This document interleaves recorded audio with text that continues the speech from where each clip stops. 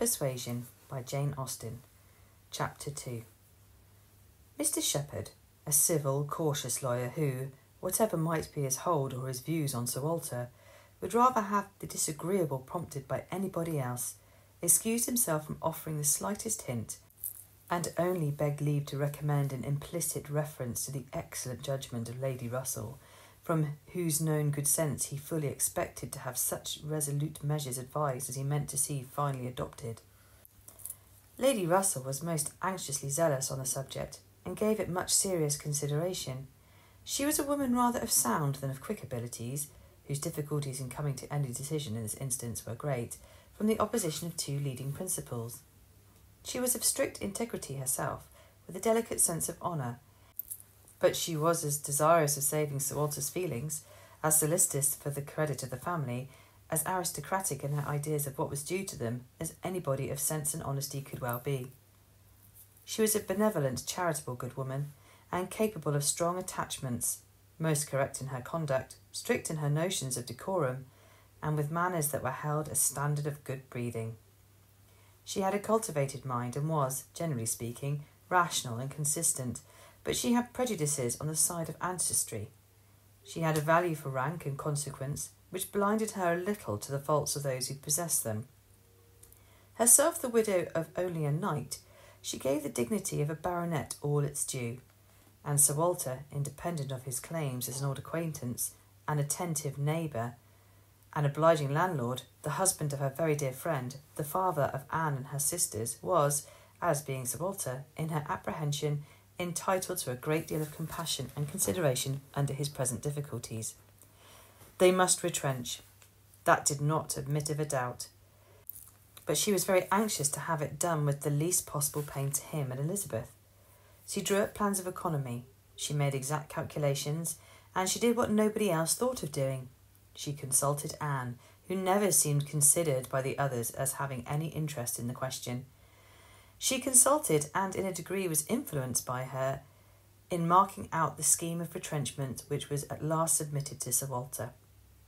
Every emendation of Anne's had been on the side of honesty against importance. She wanted more vigorous measures, a more complete reformation, a quick release from debt, a much higher tone of indifference for everything but justice and equity. "If we can persuade your father to do all this," said Lady Russell, looking over her paper, "much may be done. If he will adopt these regulations, in 7 years he will be clear, and I hope we may be able to convince him and Elizabeth that Kellynch Hall has a respectability in itself which cannot be affected by these reductions, and that the true dignity of Sir Walter Elliot will be very far from lessened, in the eyes of sensible people, by acting like a man of principle. What will he be doing, in fact, but what very many of our first families have done, or ought to do? There will be nothing singular in his case, and it is singularity which often makes the worst part of our suffering, as it always does of our conduct. I have great hope of prevailing.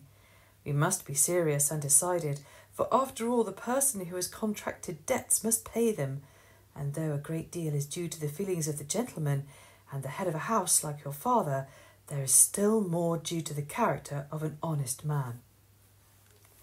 This was the principle on which Anne wanted her father to be proceeding, his friends to be urging him. She considered it as an act of indispensable duty to clear away the claims of creditors with all the expedition which the most comprehensive retrenchments could secure, and saw no dignity in anything short of it. She wanted it to be prescribed, and felt as a duty. She rated Lady Russell's influence highly, and as to the severe degree of self-denial which her own conscience prompted, she believed there might be little more difficulty in persuading them to a complete than to half a reformation.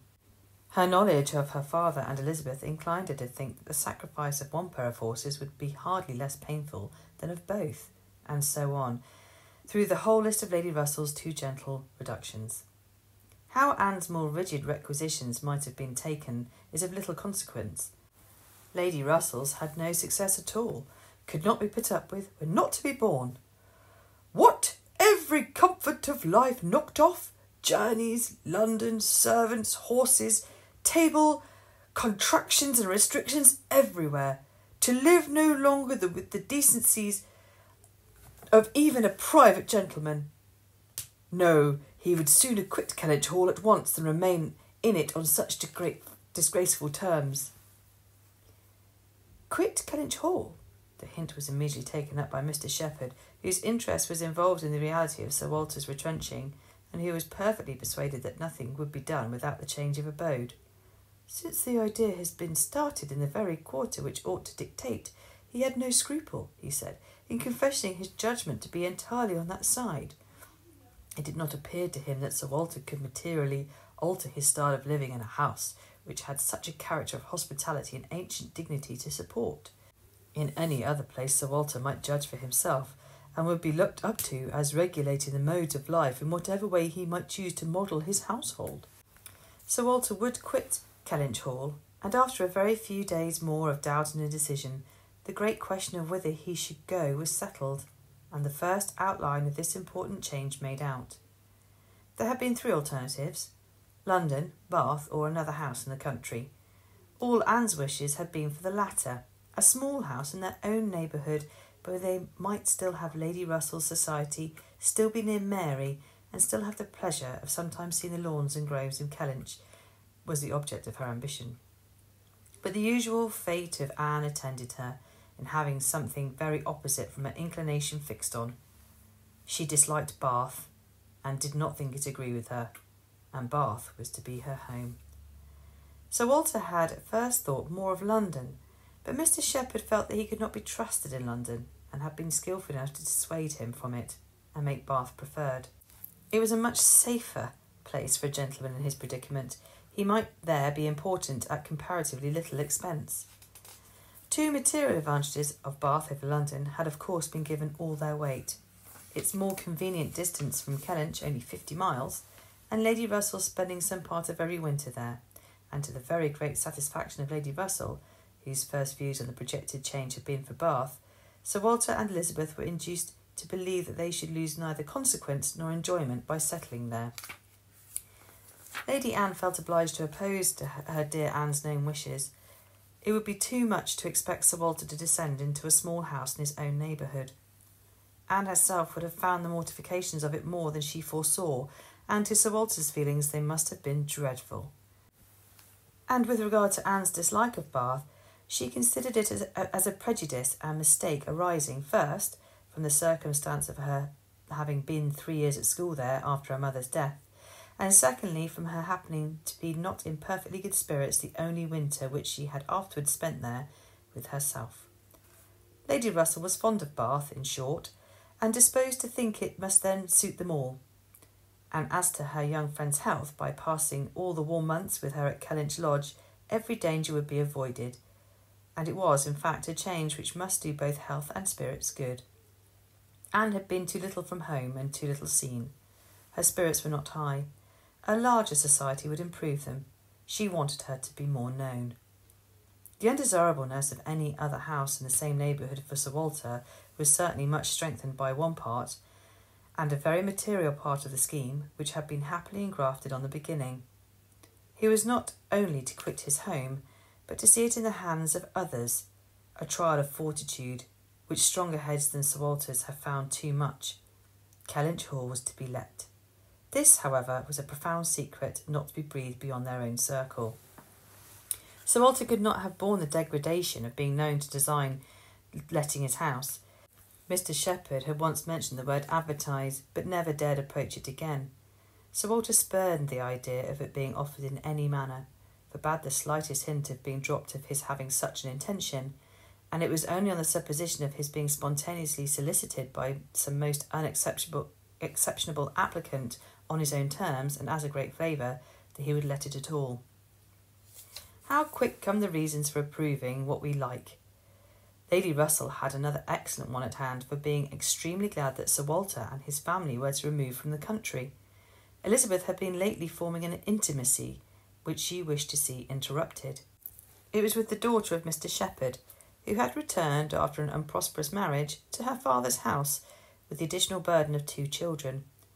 She was a clever young woman who understood the art of pleasing at least at Kellynch Hall, and who had made herself so acceptable to Miss Elliot as to have been already staying there more than once, in spite of all that Lady Russell, who thought it a friendship quite out of place, could hint of caution and reserve. Lady Russell, indeed, had scarcely any influence with Elizabeth, and seemed to love her rather because she would love her than because Elizabeth deserved it.